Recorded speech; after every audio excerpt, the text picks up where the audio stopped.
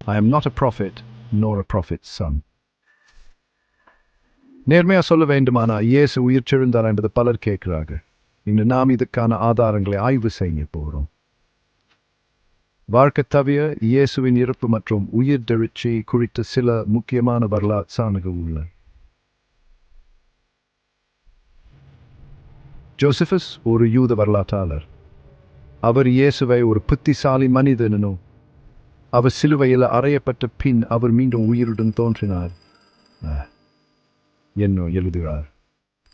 Tacitus Roman வரலாற்றார் இயேசுவின் ஒரு நபர் ரோமா பேரரசின் கீழ் சிலுவையில் அறையப்பட்டார் என்பதை குறிப்பிடுகிறார். டல்முட் இயேசுவை சிலுவையில் அறைந்தனர் என்று சொல்லுகிறது. இயேசுவின் சீடர்கள் அவர் இறந்த பின் பயமுறுத்தப்பட்டு ஒளிந்திருந்தார்கள்.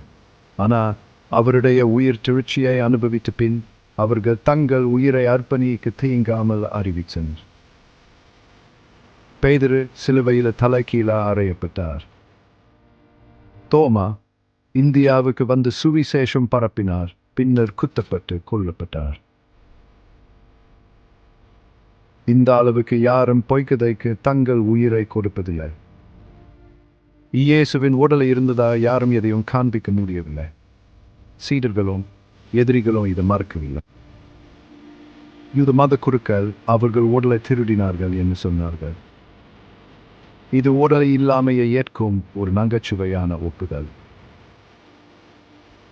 ரோமான் சிப்பாய்கள் கல்லறையை பாதுகாக்கின்றனர். அவர்கள் தூங்க விட்டார்கள் என்னால் அது அவர்களுக்கு தண்டனைக்குரியது. 1 கொரிந்தியர் 10:6 பவுல் எழுதியது போல 500க்கும் மேற்பட்டோர் இயேசுவை உயிருடன் பார்த்தனர். இதை எழுதிய போது அந்த சாட்சிக வாழ்க்கையில் இருந்தனர். எவரும் எதிர்பார்க்கல. மில்லியன்கள் மக்கள் இயேசுவை இன்று உயிருடன் அனுபவிக்கிறார்கள். அவரது வார்த்தைகள் உயிரை மாற்றுகின்றன. இயேசு உயிருடன் உள்ளவர். அவர் மரணத்தை வென்றவர்.